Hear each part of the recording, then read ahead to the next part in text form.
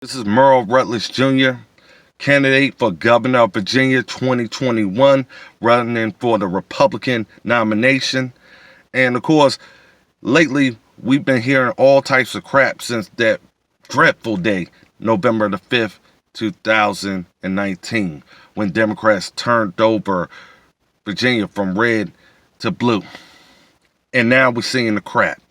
Now you're seeing this wasn't about lower prescriptions or better health care. This was about our guns and who we are as Virginians. The crap that Virginia Governor Northam, Fairfax, and Herron, the three amigos, has turned the state upside down.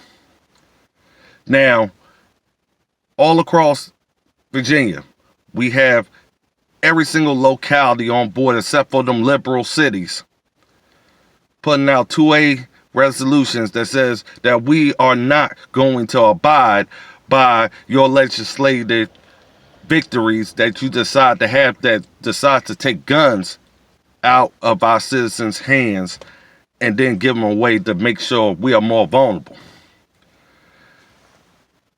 I tell every citizen that I meet, even if they are gun control happy or gun rights happy, me as governor will never ever give out a white flag of surrender for domestic and foreign terrorists.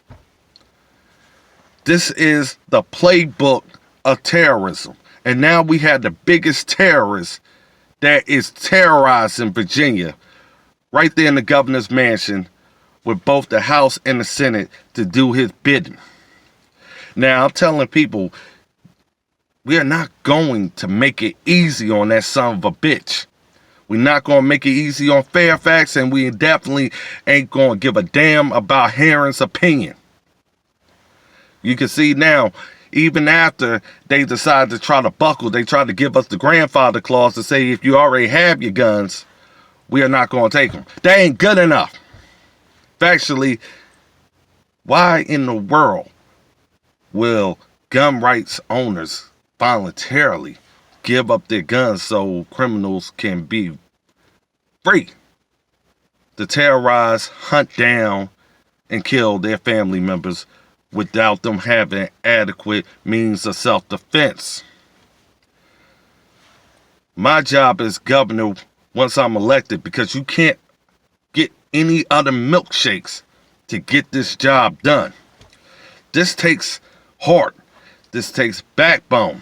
This takes somebody not willing to give up on the fight and compromise. We've been doing that for far too long. And what we have seen is a red state turn blue. That's what compromises does. It weakens the integrity and more when you're doing it for terrorists or terrorist sympathizers like the Virginia Governor Northam. Let's be clear, Governor Northam, because this message is directly meant to you and other Democrats that's going to follow this lead. First off, I don't believe you got what it takes to get this job done. I have called out, and it has went as predicted. Each time frame you have opened your mouth and then had to put your foot in it during this gun rights fight. You said, oh, well, we're going to get the National Guard to come out and fight. I said, the National Guard ain't doing shit for you. And guess what they did? They released a statement and saying they ain't playing by your Nazi playbook. Then you bent over again and said, oh, we're going to have the grandfather clause. Y'all can keep your guns as long as you have them before this bill's passed. And you saw how we responded. We responded in Richmond and responded all over Virginia and said, that ain't good enough. Because we are telling you loud and clearly, leave our guns alone. But now, you are hell-bent and intent on being on that blue magic. And for those who doesn't know what I mean by blue magic, the governor sure as hell knows what I mean by that.